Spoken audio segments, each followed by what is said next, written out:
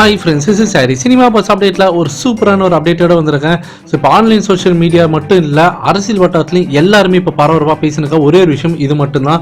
So Rajini சாரோடைய அந்த ட்விட்டை பற்றி தான் எல்லாருமே பேசினிருக்காங்க. என்ன நடந்திருக்குன்னா, கமல் சார் அவரோட அரசியல் கட்சி ஆரம்பித்து 1 வருஷம் ஆகுது. ஸோ அதுக்கான ஒரு மாநாடு கூட இப்போ திருநெல்வேலியில் நடத்தியிருந்தாரு. அதுக்கு இப்போ வந்து ரஜினி சார் வந்து ட்விட் போட்டிருக்காரு. அவர் கட்சி ஆரம்பித்து 1 வருஷத்துக்கு வாழ்த்துற மாதிரி ஒரு ட்விட் போட்டிருக்காரு. என்ன சொல்லிருக்காருன்னா, கட்சி ஆரம்பித்து 2 ஆண்டுகள் அடி எடுத்து வைத்து தேர்தலில் முதல் முறையாக போட்டியிட போகும் மக்கள் நீதி மைய தலைவர் என் நண்பர் கமலஹாசன் அவர்கள் பொது வாழ்விலும் வெற்றி பெற என் மனமார்ந்த வாழ்த்துக்கள் அப்படின்ற மாதிரி அவர் அறிவிச்சிருக்காரு. ஸோ அந்த ட்விட்டுக்கு பார்த்தீங்கன்னாக்கா கமலஹாசன் சார் வந்து ஒரு ரிப்ளை கொடுத்துருக்காரு. உடனே என்ன போட்டிருக்காருன்னா, நன்றி ரஜினி சார், என் 40 ஆண்டு கால நண்பரே, நல்லவர் துணை நின்றால் 40 எளிதே நாளை நமதே அப்படின்னு போட்டிருக்காரு. ஸோ இதை வச்சு தான் இப்போ எல்லாருமே வந்து பார்த்தீங்கன்னாக்கா வைரலாக பேசினிருக்காங்க, நிறைய கமெண்ட் அடிச்சுருக்காங்க. அதுவும் நிறைய பரபரப்பாக அரசியல் வட்டாரத்தில் விவாத மேடையாகவே இது மாதிரி இருக்குது. என்னன்னா, கமல் சார் போகிற ட்விட் எப்போதுமே பாதி பேருக்கு எதுவுமே புரியாது. ஆனால் இந்த ட்விட்டில் வந்து ரஜினி சாருக்கு நன்றி சொன்னது மட்டும் இல்லாமல் தெளிவாக அதில் போட்டிருக்காரு, 40 ஆண்டு கால நண்பரே அப்படின்னாக்கா எங்கள் நட்பை யாருமே பிரிக்க முடியாதுன்றதை அவர் மறுபடியும் ஒரு தாட்டி தெளிவாக சொல்லியிருக்காரு. அதே போல் நல்லவர் துணை நின்றால் 40 எளிதே நாளை நமதேன்னு சொல்லிருக்காரு. இதன் மூலிமா ரஜினி சாரோடைய அந்த ஆதரவு சப்போர்ட் வந்து அவருக்கு வந்து அரசியல் சப்போர்ட் இருக்கணும், அது வந்து அவர் ஓப்பனா வந்து கேட்கிறாருன்ற மாதிரி தான் எல்லாருமே இப்போ சொல்லியிருக்காங்க. நம்ம சினிமா பஸ்ஸும் இதை சொல்லியிருந்தோம் நேத்திக்கு, அதுல தெளிவாகவே சொல்லியிருந்தோம்.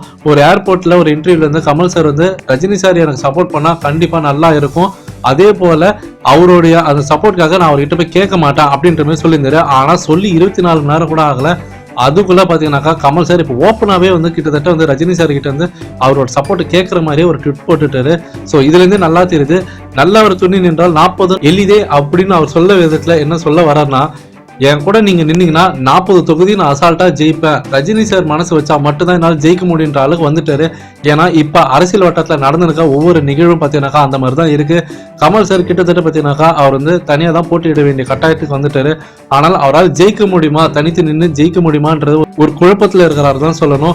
ஸோ அந்த குழப்பத்திலேருந்து அவர் நீங்கணும்னாக்கா ரஜினி சார் மாரி ஒரு மாசான ஒரு செலிபிரிட்டி, மாசான ஒரு இன்ஃப்ளூயன்ஸ்டு பர்சன் கிட்டேருந்து ஒரு சப்போர்ட் வந்துன்னா கண்டிப்பாக அவரால் ஜெயிக்க முடியும்னு தெரியும். ஸோ அதனால தான் மறுபடியும் ஒரு ஸ்ட்ராங்கா அந்த ட்விட்ல போட்டிருக்காரு, 40 ஆண்டு கால நண்பரே, நம்மளோட 40 வருஷம் ஃப்ரெண்ட்ஷிப்புக்கு நீங்க எனக்கு சப்போர்ட் பண்ணுங்க, நீங்க நின்னாக்கா, அதுவும் நல்லவர் துணை நின்றாக்கா 40 எளிதே அப்படின்னு போட்டிருக்கிறதுக்கான ஒரே காரணம் தான் நாளை நமதேன்னு சொன்னது. பார்த்தீங்கன்னாக்கா கண்டிப்பா இவங்க 2 பேரும் கூட்டணி வைக்க போறாங்கன்றது நல்லாவே தெரியுது.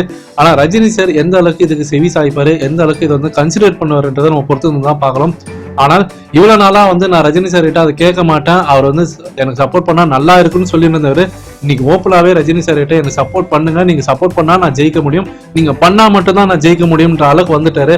ஸோ அந்த அளவுக்கு பரபரப்பா ஆன்லைன் சோஷியல் மீடியாலையும் சரி, அரசியல் வட்டாரத்திலும் சரி, இதை வந்து விவாத மேடையாவே ஆக்கி எல்லாருமே தீவிரமா இதை பத்தி டிஸ்கஸ் பண்ணிருக்காங்க.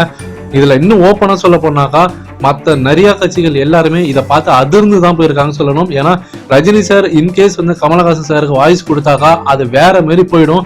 இந்த பார்லிமெண்ட் எலெக்ஷனே பார்த்தீங்கன்னாக்கா அதோட திசையை மாறி போற அளவுக்கு வேற லெவல் அது போகுது. ஸோ ரஜினி சார் என்ன சொல்ல போறாரு, ரஜினி சார் நமக்கு வந்து அவரோட ஆதரவு தரலனா கூட கமலஹாசன் சாருக்கு ஆதரவு தெரிவிக்க கூடாதுன்றதுக்காகவே இப்போ நிறைய பேர் வேலை பார்த்துனக்கிறதா ஒரு தகவல் வந்திருக்கு. ஸோ எது நடக்க போகுதுன்றது இன்னும் கொஞ்சம் நாள்ல பரபரப்பாக போகுதுன்னு மட்டும் நல்லா தெரியுது அரசியல் வட்டாரம்.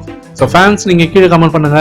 ஸோ கமலஹாசன் சாரோட இந்த ட்விட்டை நீங்க எப்படி பாக்குறீங்க, ஸோ ரஜினி சாரோட அந்த வாழ்த்து மடலை எப்படி நீங்க பாக்குறீங்க, எவ்வளவோ நேரத்துல வந்து கமல் சார் வந்து ரஜினி சாரை விமர்சனம் செஞ்சிருந்தாலுமே கூட ரஜினி சார் அப்படியே அழகா வந்து வாழ்த்து தெரிவிச்சிருக்காரு, அவரோட 40 கால நட்புக்கு வந்து மரியாதை கொடுத்திருக்காருன்னு தான் சொல்லணும்.